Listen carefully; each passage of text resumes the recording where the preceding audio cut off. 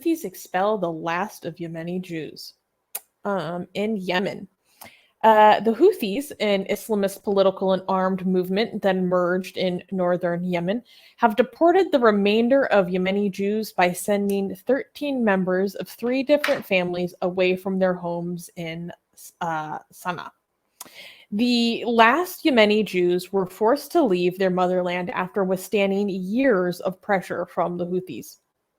Their departure was a condition in the release of Levi Salem Marhabi, a Jew who was captured by the Iran-backed group's intelligence around 6 years ago.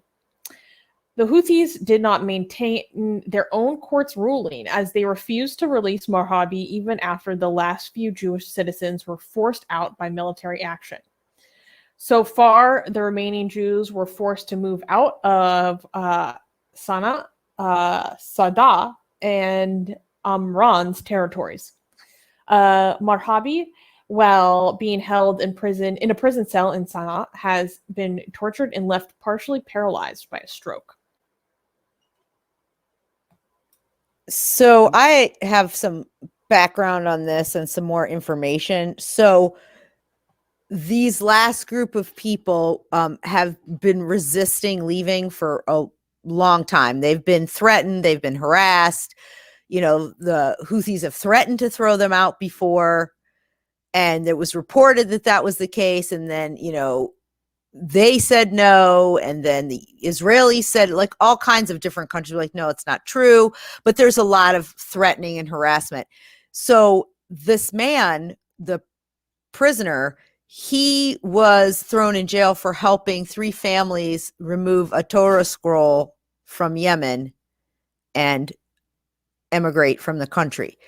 And the families are out, but he still remains in prison despite them leaving for this deal. Like they said, they wouldn't only leave if they released this gentleman. But apparently he's getting better prison conditions now. It's a little bit better. But what's interesting too is that really, really interesting part of this story is this group, these few families, they don't want to go to Israel and they don't want to go to the US. They really want to stay in Yemen, but they can't. So a lot of this discussion is they're finally realizing, okay, look, we got 2 choices, probably Israel or UAE. But UAE is one of the big things they're talking about because they feel like it's more like their culture. And one of the reasons they're saying they don't want to go to Israel is they feel like they won't be able to integrate into Israeli society or especially US society because of education and the tiznus, the modesty.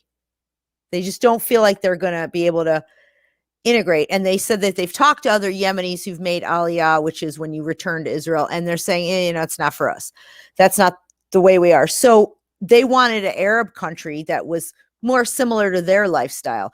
And this is the part that's so interesting.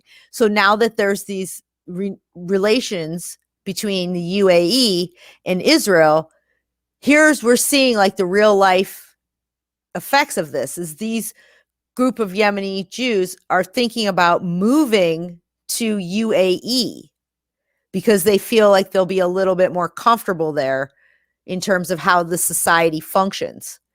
And I just think that that's really interesting. And then they said, and so now maybe we're seeing this whole new Jewish communities coming up in the Arab world without threats to anyone's security, integrative, Jews, Muslims, anybody. It's really, really interesting. Sad that they're being expelled because they really don't even want to go there. They want to stay in Yemen. Hey guys, if you're a fan of blasphemy and sexy Kali, like me, then that means that you probably want more blasphemous art. Well, I have good news for you. If you subscribe to our newsletter, link in the description below, then you get a free booklet of some of the tastiest blasphemous art available today. So, if you want some of this delicious blasphemy, and we're so generous that we update it for you guys weekly for free, all you have to do is sign up for our newsletter below. You can also go to blasphemousart.com/ebook. That's blasphemousart.com/ebook. Sign up with your email, and you get free gifts of this tasty blasphemy. What could be better? So make sure you sign up. Link below. Okay, I want to just tell people about these Houthis. Okay, Mhm.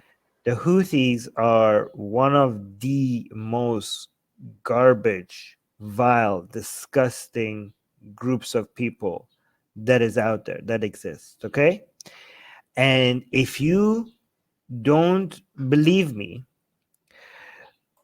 go search. Again, this is something that we cannot show you on Mhm. YouTube. Mhm. We cannot show you this on YouTube.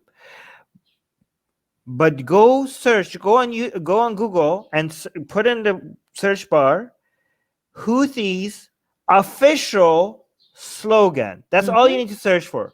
Houthis official slogan. Put that on Google and search for it and see what comes up. And this is not just something that some of them say. That is their registered official. Everybody in this group agrees with. Yes, of course, we are like slogan. Okay, go look that up and then come back here. All right. And understand that these are not okay, so this is not just like a radical movement, okay, which it is, by the way, but it's not just that. This is technically the government right now in Yemen. Okay, I know we have it, the de facto government. I know we want to play pretend and think like the Hadi, the people that the Saudis are supporting are like the on the books they are the government, but they're not officially. They're the government, but technically the Houthis are the government. So this is right now the national slogan of the de facto government of a country. Okay, don't even highlight it if they say the same thing. And I don't want to get in trouble here. Don't know. I was just saying, oh, slogan of death. That's And to multiple groups. And to highlight your point about them being the de facto government, they apparently have forced Jews, the Jews that remain, or the Jews that were there and then left, to sell all their home, their property, their land for really low prices. Like they're strong arming them to take their property. They're threatening them all the time, and that goes along exactly with their slogan.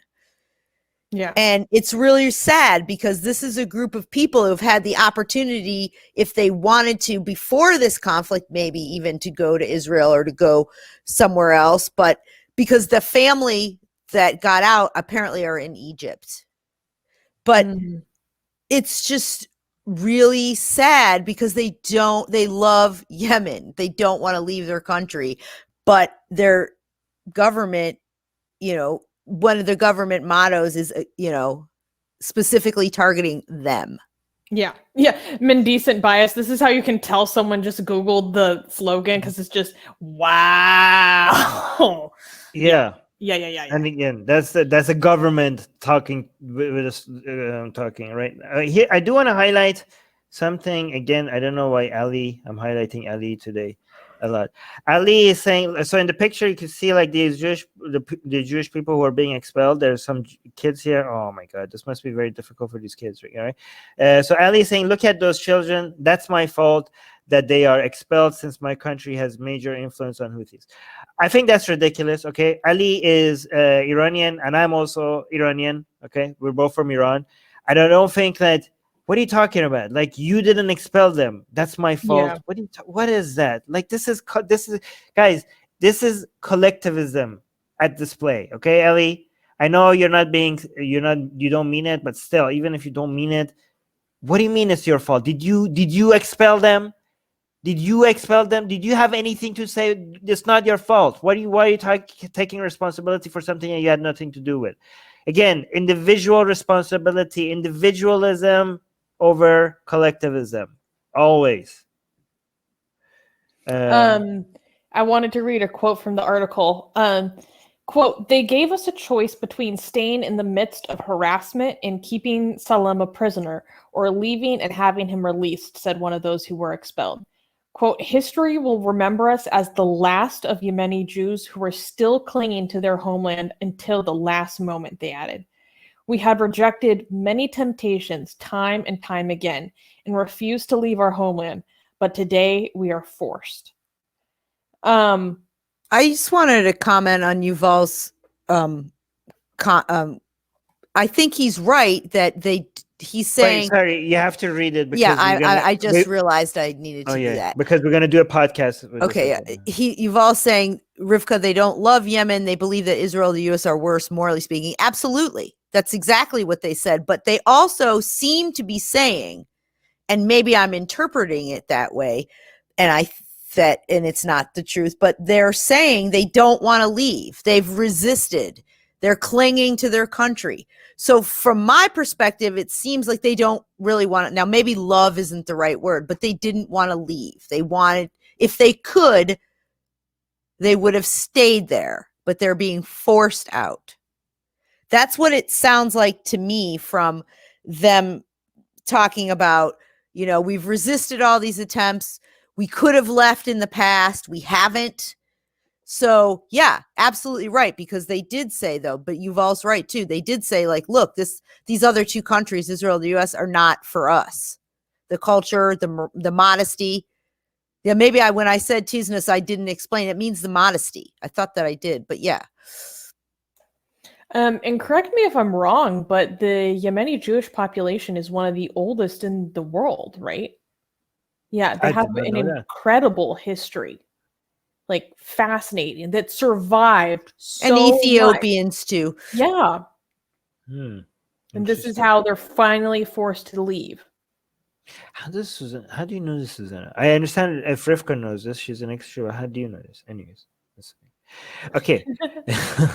So many Yemenis basically walked practically to Israel to get, they were expelled. Yeah, it's a really ancient, and the music and the food is awesome too, by the way. I do love Yemen. Shout out to Yemen food.